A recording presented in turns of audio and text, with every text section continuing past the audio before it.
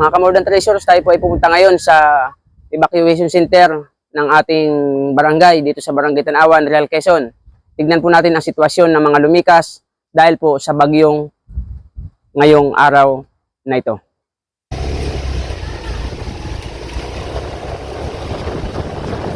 Ay!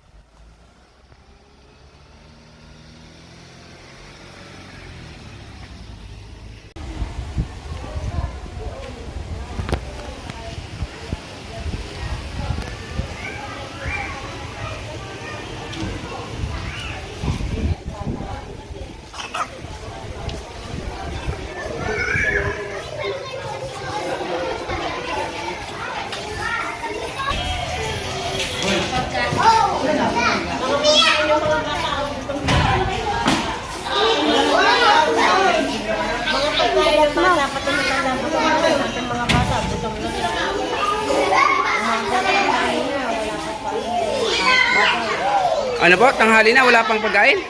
Kahit palugaw lang, wala man nga lang. Anong oras na mga ganito? Ay, may kumain na? Hindi pa. Hindi pa kayo kumakain? Hindi pa kami nakain. Anong oras na? Hindi pa nakain?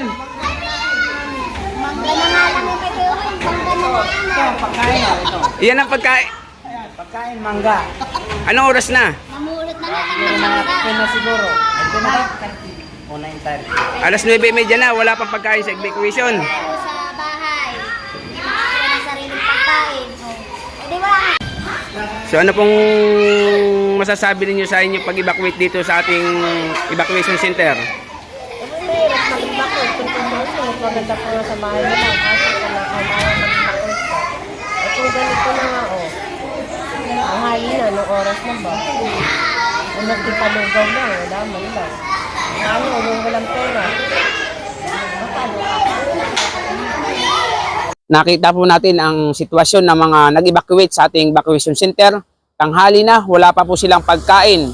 Yung isa, pagkain daw ay mangga at marami po ditong bata. Kaya po sa mga may kakayahan tumulong sa aking mga taga-suporta dyan, tayo ay magbigay kahit maliit na halaga lamang. Ito ay malaking bagay sa kanila sapagkat ako ay balak magbigay mamaya ng kaunting kaya ko lamang na kahit papaano ay makakahibas sa kanilang gutom. Marami pong salamat at hihintayin ko ang inyong tulong.